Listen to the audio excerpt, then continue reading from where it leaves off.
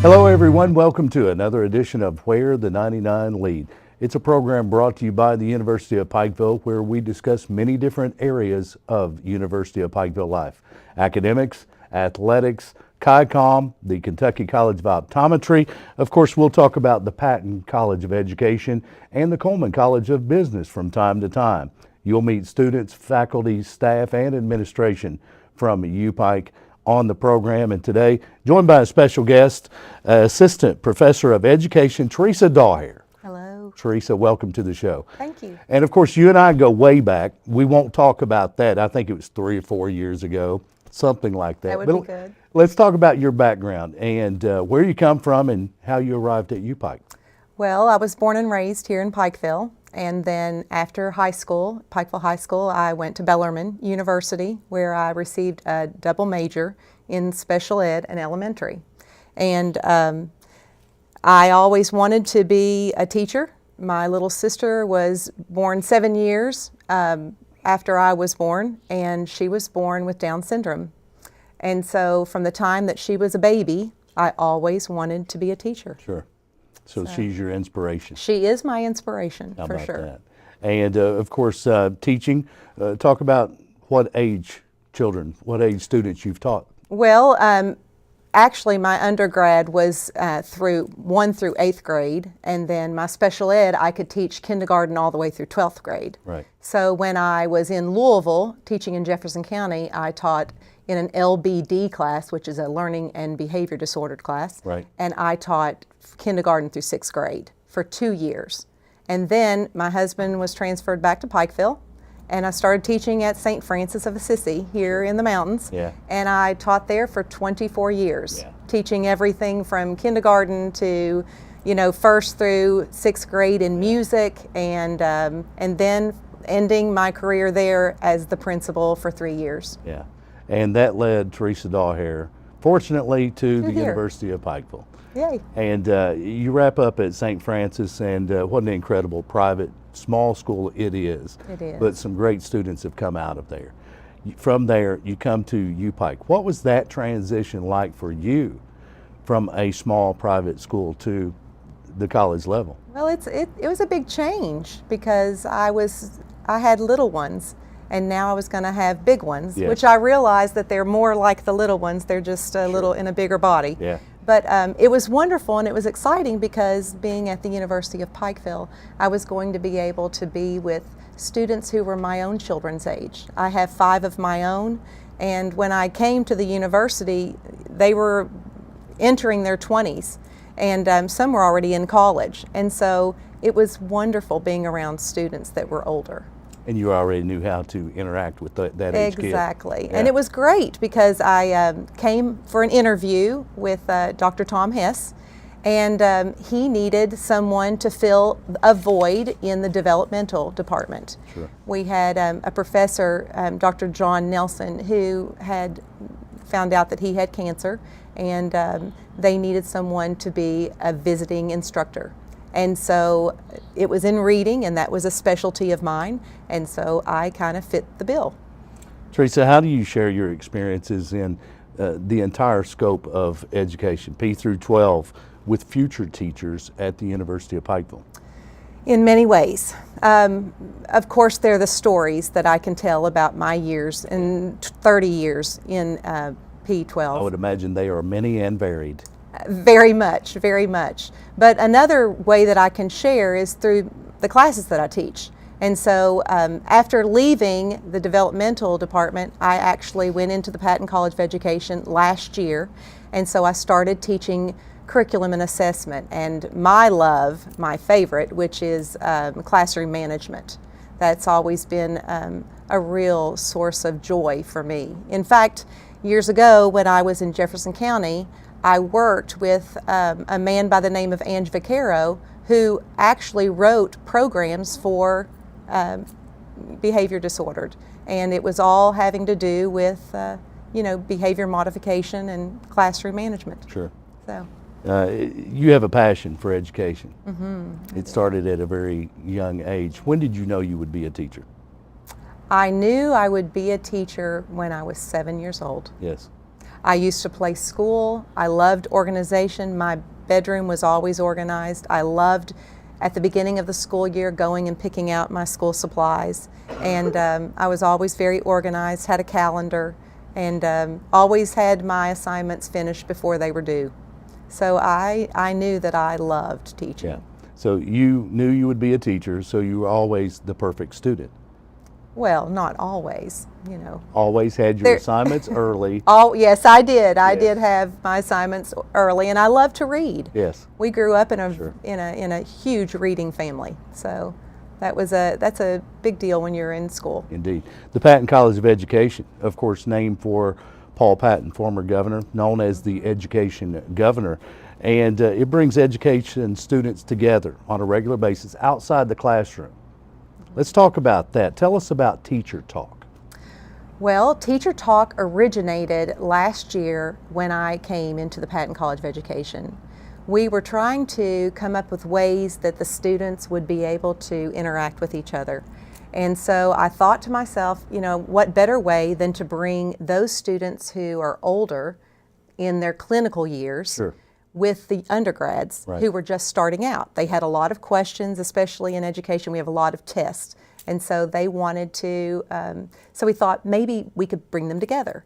And so we arranged to meet with all of the students from the Patton College of Education and put our Clinical 2 students kind of in front. Sure. And let them answer questions. And so that's how Teacher Talk began. For those that are tuned in, your Clinical 2 students. Yes. Would these be student teachers? Teachers? Yes, they that are. Still not graduates, but have been out there in the real world. Exactly. And what happens is once they enter that senior year, they are Clinical 1, where they go into the schools for a half day, and then they come back to campus with us, with the faculty, and we teach them till about 5 o'clock. When they're Clinical 2, they actually are in the classroom, in the schools the whole time. Right. They're there from 8 o'clock until 3 o'clock. They're getting a real dose of what it's going to be like. They definitely are. Student interactions, and they're able to share those experiences with younger education students. What grade level would those students be? Would they be with freshmen? Would they be with sophomores? Well, actually, they go the whole gamut, from all the way from kindergarten all the way through 12th grade. We now have 11 in that Clinical 2 group, and we have 7 that are in elementary, so that goes through 5th grade. Sure. And then we have 2 that are in middle school, and we have 2 that are in high school. Very good. Teacher Talk, I think it sounds like an interesting program. Has it been a success in your opinion? It has been a great success. We usually do it twice. We usually have this Teacher Talk 2 times, but we're thinking that we need to expand it and actually have it, 4 times a year. Sure. So. We're talking with Teresa Dahl here, Assistant Professor of Education at the University of Pikeville, our guest on this edition of Where the 99 Lead. Today we talk about the Patton College of Education at the University of Pikeville. So many teachers have come from the University of Pikeville over the years. If you go into any of our school systems Right. throughout the region, you'll find UPike graduates. And it's a proud program. Teresa, you also serve as a certification officer for the College of Education. Tell us what that's about. Well, the certification officer actually has to sign off on students that graduate. Okay. And so as they go through the program, I have to make sure that they are actually meeting the criteria of the Patton College of Education. So not just a bachelor's degree, but they also have to receive that teacher's They certification. have to receive the certification. And so when they enter into the program, and they really do not enter the program until after they have completed their core classes. And actually, they've taken some of their specialized classes for education. Then they must take the praxis. The first praxis that they take is a core praxis, and it actually tests 3 areas. And so those areas are all, just reading and writing and math. Sure. And then they take another praxis test, Yes. praxis 1, and that's all content area. So once they have all of those first classes, all their gen ed classes, then they will move into our education courses. Right. And so they'll take the content areas, and there are 4 different content areas. Okay. So let's just say, for instance, if I were a middle school Right. And I was going to be teaching math. So this is where specialization comes into play. That's right. They specialize, and so they would take the math content. If for elementary, though, God bless their soul, Yes. they must do all 4 content areas. And so that's a little challenging. It is. But our students have passed 100%, so that's Wow. great. Yes, they're ready. When Something- they enter the Patton College of Education, they are ready to teach. Sounds like an incredible program and something you must be very proud of. very Certification, wow. Well, when That's you big. put your stamp of approval, you know that they have to have passed, everything and that they're ready. The final step for the students is they have to pass their PLT. And that really is all of the intricate parts of teaching. They have an interview. We also use our P12 educators that are out in the schools. They're part of that evaluation program. And so they come and they're a part of our interview process. And the students go through several interviews before they are able to actually get out. There are students that are entering the University of Pikeville probably this fall, next fall, and they will come in much like Teresa Daugherty as a youngster, knowing early on in her life she wanted to be a teacher. Yeah. There will be others like that have known all of their life they wanted to go into education. Are you still seeing that today? Are students still passionate about becoming a teacher? They're very passionate. I think that, when you decide what you want to do for the rest of your life, you have to be passionate about it. You have to love it like nothing else. I remember I always tell the students stories, about my own experiences, because when they first come, they don't have any experiences in the classroom yet. Right. And I told them that, teaching, you touch so many people. One person can just spiral and teach many others. Sure. And I was telling them about one incident in particular. I taught at Norton Elementary in Jefferson County in that class with 8 students because it was a self-contained classroom. And one of the little boys was a kindergartner. And he came in and he was just kind of, today he probably would be labeled as, having ADHD. But he was having a hard time settling down. And I told him, I said, if you just do your work and you just sit nice in your desk, you don't have to be in this class. You can get out of this class. And we can move you into a regular classroom with all those students that you want to be with. Sure. And I will tell you that when we moved to Pikeville, I received a phone call one afternoon, and the person on the other line said, "Is this the Teresa Daugherty that used to be Teresa Goss that taught at Norton Elementary?" Right. And I said, "Yes, it is." And he said, "Mrs. Daugherty, this is," and he said his name. "You taught me at Norton Elementary when I was in kindergarten. Right. And I want you to know that I got out. Yeah. And that I'm a Marine, and he's not a Marine, he's in the Air Force, and he's flying planes." How about that? But he made the point of, and so I tell my students that story, that you don't know the people that you're going to touch. No, and teachers touch thousands upon thousands of lives. You've taught 24 years. That's a lot of students that you've encountered, and simply one conversation with a student one-on-one can make a difference. That student needed a goal. They Exactly. needed to be challenged. You're right. And you issued the challenge, and they saw the goal to get out of that class, to go join their regular class. They met it, and it's a success story. That's a great success story for that student after that, well past kindergarten. Well, it infuses them, Sure. and they get excited. And so every student that they meet, they think, how am I going to touch that one? What can I do? How can I make a difference? Sure. So, yes. And 30 years. 30 years. 30 years. I remember 24 from somewhere. Teresa Daugherty, Assistant Professor of Education at the University of Pikeville, our guest, and I would imagine you have hundreds of stories like that. That one student from kindergarten that got the light turned on Absolutely. and it switched. Teachers can make a difference every day in the classroom, and they never know where or when it's going to happen. Teresa, in your career teaching, all the years, step back to when you were just beginning your teaching career to now. What are some of the biggest differences? What are some of the biggest changes in education? I think probably what we're doing right now. You know, technology has just taken off. And that is definitely one of the changes, because when you have students that need to be taught in different modes, different ways, and you have to use different strategies to be able to use technology, it's wonderful. You know, the smart board has been such a great thing for the classrooms, and most of the classrooms around Pikeville and Pike County have a smart board. For those that are tuned in right now, there are no more chalkboards. There are no more dusty erasers that the bad kids have to go beat out at the end of the day. I was one of those kids. But they have smart boards now, electronic devices, technology, high tech. It has to be a huge change for the teacher. It is a huge change, and now we have Mondo boards. I don't know, you know, for those of you that watched the election last night, you know, you just touch the screen and the screen changes, and so our students are being trained on Mondo boards so that they can help the students and make learning a lot more aggressive. The students also today, that is something very different that I may not be as in agreement with it, but we use iPads. And iPads are used in classrooms. There are some students that don't even have books.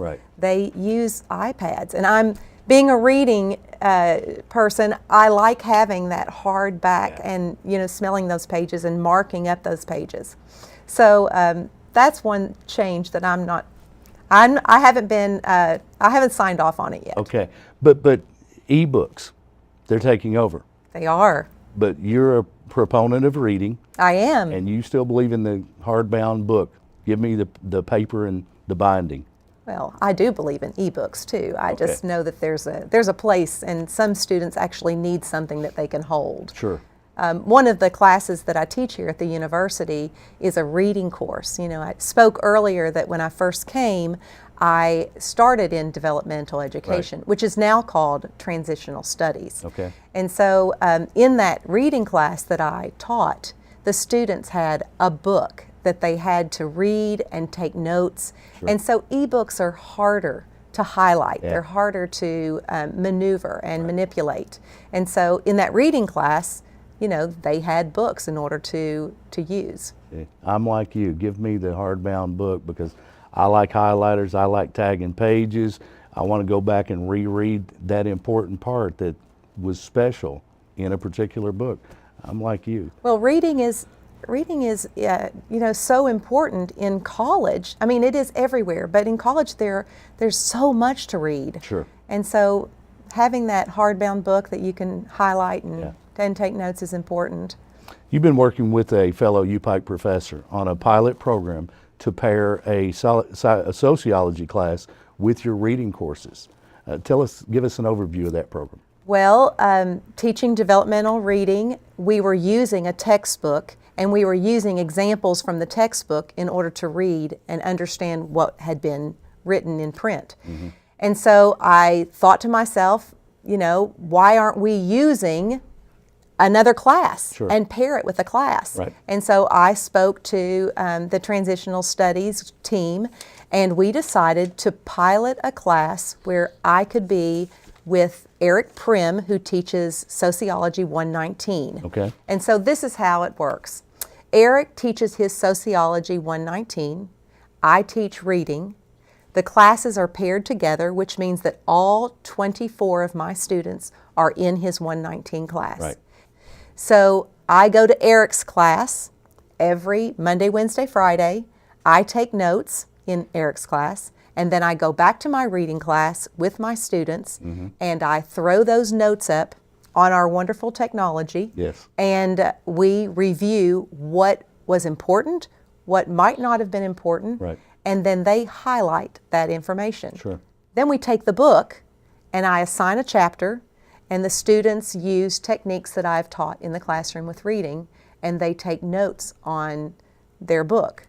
And so paired together, the students in the class that, from the time that I started the class, the students have done exceptionally well. Where did the idea come from for pairing the two? Well, you know, I guess really the University of Pikeville is really moving toward a lot of research. And so this is one area of research that other universities are also trying. And so it just became the perfect pair. and to further ensure student success. That's what it's all about. It's all about success. And teaching those students those study skills, And learning to take notes. Many that's right. high school students never get that. And being effective. Sure. And probably, honestly, I really believe that this class that I teach, this reading and study skills, Yes. should be taught in high school. Sure, absolutely. And you're taking the notes in the sociology I class. am asking questions. So I would imagine they're learning to take very good notes. They are learning, yes. In fact, one of my assignments this past week, they had to actually go to class and take notes, and from those notes they had to write a summary of the notes. Okay. So they're learning lots of different ways, from Sure. Cornell to a note-taking system. That will help them in their entire career. Helps them their in every entire class. career. There you go. You obviously have a great passion for teaching. You've got a great amount of energy and excitement even today. 30 years in the classroom, and there's still an excitement in your eyes. You still, it. when you speak of it, I can still see the passion. Where does that come from? How do you take that energy and that excitement and get that through to your students? It's easy. It really is. I'm very excited. I've always been very animated. And so being in the classroom with the students, when you look at them and you know that they want to know and they're eyeballing you too, and they want to know, it makes you excited and you want to share.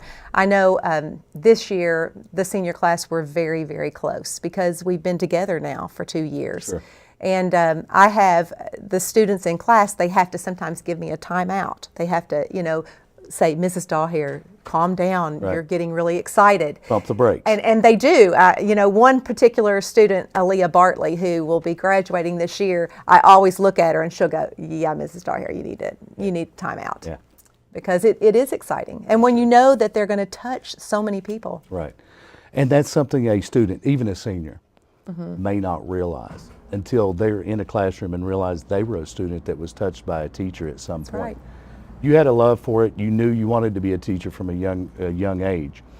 But in your career as a student, Okay. think about some teachers that touched your lives that you can see yourself gaining insight from them that you use in the classroom. I have one in my mind. Do you want to hear who Sure. it is? Because you know this person. Probably.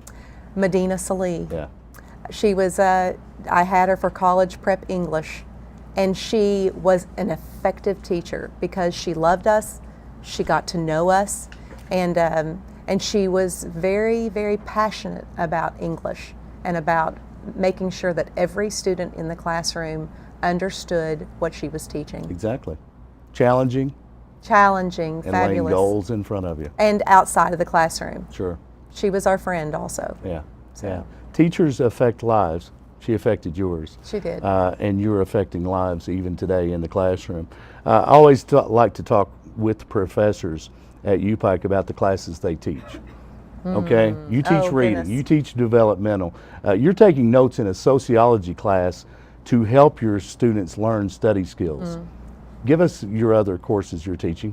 Well, some of my favorite courses, I teach a curriculum and assessment class. Okay. And so that particular class is all content and it's strategies for teaching. And one of the classes I teach is classroom management, Yes. which I love that because I can actually model the behavior in the classroom. Right. And sometimes I walk in and I'm modeling something that I want them to learn that day. Sure.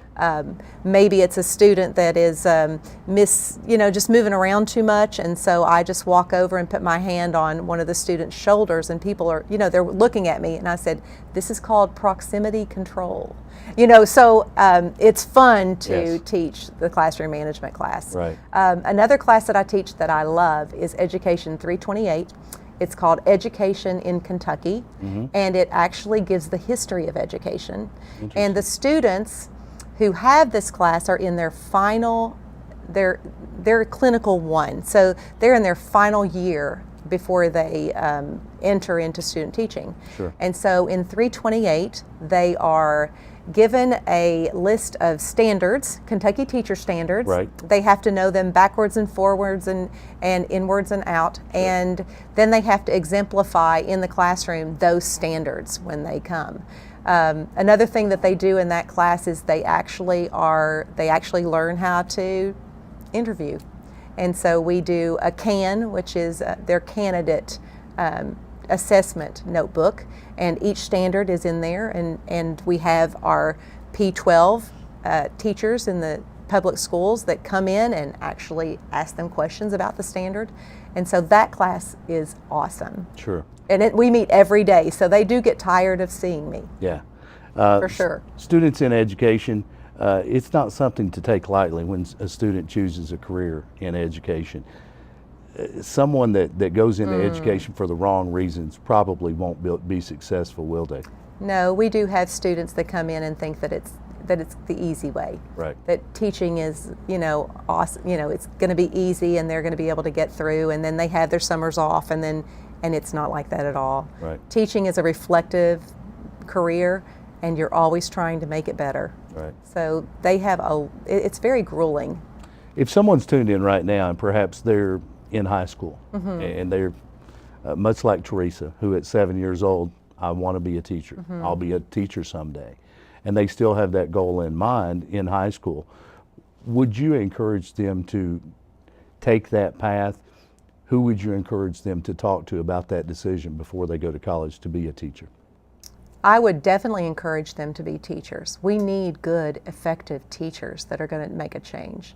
And if they wanted to come to the Patton College of Education, or they wanted to call, they could call Ferry Coleman in the Patton College of Education, or they could talk to Coletta Parsley or myself, Teresa Dahlhair, at upike.edu, and that would be the best start. We have a lot of faculty that are ready to answer any questions. Sure.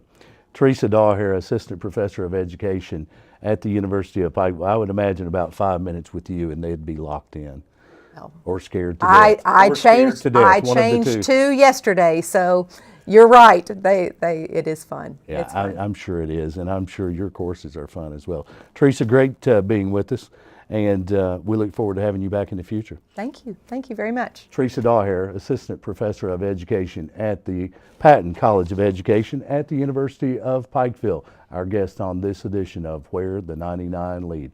Thanks for tuning in. This program brought to you by the University of Pikeville, the leading university of Central Appalachia.